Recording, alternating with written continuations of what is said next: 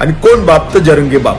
मित्रांनो, मला असं वाटतंय की मराठा समाजाचा बऱ्यापैकी मोठा गेम झालाय. आता जरंगे उगवले मधूनच हे जर निवडून आलो तर हे नीट करीन, नाही निवडून आलो तर हा गोंधळ होईल. आरक्षणासाठी काय एकटं जरंगेंचं आहे का हो? आपल्याला मराठा आरक्षणासाठी काय नाही करावं लागलं. त्यांना हिरो बनवलाय, ठीक आहे, काय हरकत नाही.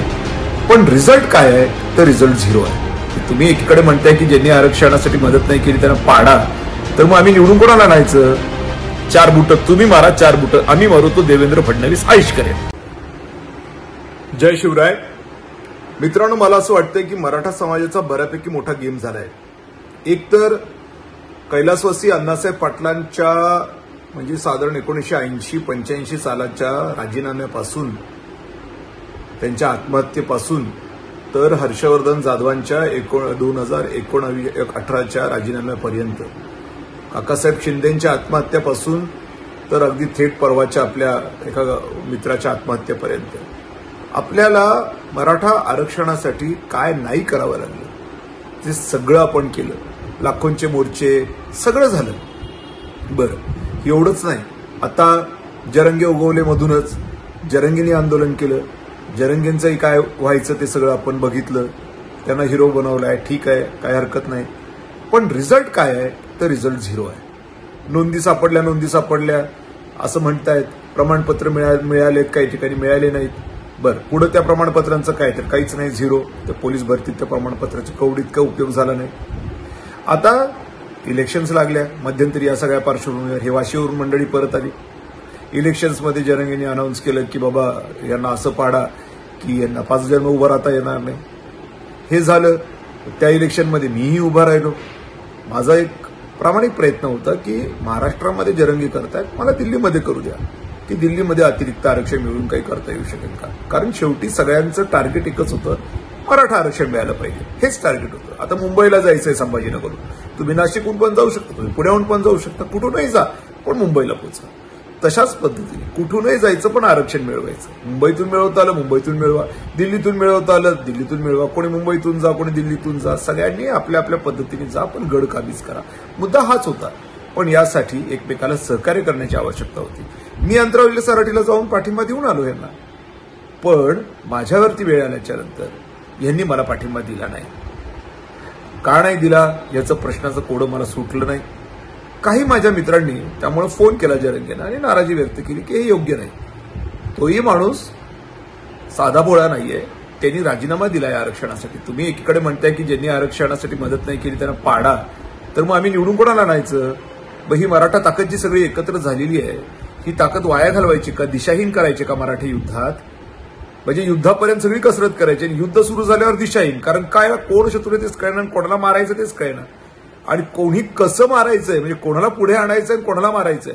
कोणाला मारायचंय ठीक आहे, पण कोणाला पुढे आणायचंय? भारतच सुटायचं रस्त्याने येण्यासारखं, आणायचं कोणाला पुढे, याचं उत्तरच नाही सापडत. अशा पद्धतीची दिशाहीन परिस्थिती तयार झाली आणि म्हणून ह्यांनी नाराजी व्यक्त केली की हे बरोबर नाहीये. तुम्ही एवढी ताकद निर्माण केली आहे तर ह्याला दिशा द्या ना. दिशाहीन का करताय? ह्याला पाडा, त्याला पाडा, त्याला पाडा, तर निवडून कोणाला आणा? आणि इथं हर्षवर्धन जाधव आरक्षणासाठी राजीनामा दिलेला माणूस आहे, त्याला पाठिंबा द्यायला काय हरकत आहे? एक फक्त अशा पद्धतीची नाराजी व्यक्त झाली ना. आमचा एक मित्र सुखदेव कदम यांनी ती नाराजी व्यक्त केली. त्या व्यक्त नाराजी केल्या केल्या जरंगेंच्या लोकांनी भरमसाठरित्या चोपला. मित्र मारलंय, नाकातोंडातून रक्त येईपर्यंत मारलंय. म्हणजे आरक्षणासाठी काय एकटं जरंगेंचं आहे का हो? अण्णासाहेब पाटलांपासून हर्षवर्धन जाधवांपर्यंत, काकासाहेब शिंदेपासून परवा जो मुलगा आत्महत्या ज्यांनी केली, अशा सगळ्यांचं आणि लाखो लोकांचं योगदान त्या आरक्षणासाठी आहे, एकटं जरंगेंचं नाहीये. आणि फक्त नाराजी व्यक्त केली म्हणून त्याला चोपणार तुम्ही, मारणार तुम्ही त्याला? ही हुकुमशाही नाही तर काय आहे? आणि अशा पद्धतीने जर चालणार असेल तर ना आरक्षण मिळालं, न तुम्हाला एखादं राजकीय पद मिळालं, आणि काय झालं ते शेवटी तुम्ही तुमच्यातच मारामाऱ्या करायला लागले. म्हणजे शेवटी मराठ्यांचा गेम झाला असं म्हटलं तर काय हरकत आहे? म्हणून मी म्हणतोय की मराठ्यांचा मेजर गेम झालेला आहे. अगदी सगळं करून त्या प्रत्यक्ष हातात काही नाही तर काय शेवटी तर भांडणं. म्हणजे अण्णासाहेब पाटलांना विसरा, त्यांनी काय केलंय, काकासाहेब शिंदेनी जीव दिलाय ते विसरा, 45 तरुणांनी आत्महत्या केल्या ते विसरा, हर्षवर्धन जाधवांनी राजीनामा दिलाय ते विसरा, आणि एकच नेता कोणतं जरंगी, आणि त्यांच्याबद्दल काही बोलायला नाराजी व्यक्त करायला गेलं की मार खा. म्हणजे आपलं वाटोळं झालंय मराठ्यांनो. भगवंत करो मी लोकसभेला निवडून येऊ. हे जर निवडून आलो तर हे नीट करीन, नाही निवडून आलो तर हा गोंधळ होईल, आणि हा गोंधळ मराठा समाजाला परवडण्यासारखा नाही. म्हणून मी माझ्या बाजूने एवढंच म्हणेन, माझ्या कार्यकर्त्यांना हात लावणं सोडून द्या. एक नैसर्गिक प्रतिक्रिया मराठा समाजाची आली होती की तुम्ही दादांना मदत करायला पाहिजे होती. ती तुम्हाला रुजली नसेल, पचलं नसेल, म्हणून जर तुम्ही मारामाऱ्या करणार असाल तर हे मराठा समाजासाठी दुर्दैवी आहे. आणि अशा पद्धतीने मारामाऱ्या जर होणार असतील तर याचा प्रतिकार मारामारीनीच करावा लागणार आहे. त्याला इलाज नाही. 4 बुटं तुम्ही मारा, 4 बुटं आम्ही मारू, तो देवेंद्र फडणवीस आयुष करेल. चालेल तुम्हाला? बघा तुम्ही.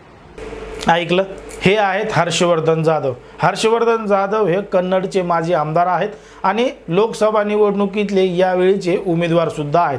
छत्रपती संभाजीनगरमधून त्यांनी अपक्ष म्हणून लोकसभेची निवडणूक सुद्धा लढवली आणि त्यांनी आता त्यांना पाठिंबा न मिळाल्यामुळं जरांगे पाटील यांच्यावर त्यांनी आरोप सुद्धा केलेले आहेत. त्यांनी कशा पद्धतीनं बोलून दाखवलं आहे की मराठा आरक्षणासाठी आतापर्यंत अनेकांचं योगदान आहे, अनेकांनी आतापर्यंत त्यासाठी मोठं कार्य केलेलं आहे, पण मात्र या ठिकाणी जरांगे पाटील हेच एकटे बाप झालेत असं सुद्धा हर्षवर्धन जाधव म्हणालेत. मनोज जरांगे पाटील यांचं आंदोलन ज्या पद्धतीनं तयार झालं होतं, ज्या पद्धतीनं संपूर्ण समाज एकत्रित झाला होता, त्यांना दिशा देण्याचं काम मनोज जरांगे पाटील यांनी करायला पाहिजे होतं आणि लोकसभा निवडणुकीमध्ये कोणत्या तरी उमेदवाराला पाठिंबा सुद्धा द्यायला पाहिजे होता.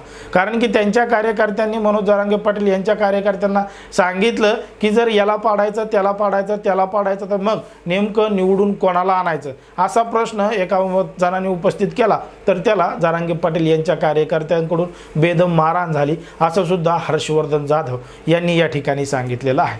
जर आपण पाहिलं तर हर्षवर्धन जाधव यांनी सुद्धा मराठा आरक्षणासाठी राजीनामा दिला होता आणि त्या आरक्षणाचा राजीनामा दिल्यानंतर त्यांनी समाजाला आरक्षणाला पाठिंबा सुद्धा दिला होता, पण मात्र त्यांना आता लोकसभेच्या निवडणुकीमध्ये पाठिंबा न मिळाल्यामुळं हर्षवर्धन जाधव यांनी या ठिकाणी रोष व्यक्त केला आणि मनोज जरांगे पाटील यांच्यावर हल्लाबोल करत टीका सुद्धा केली.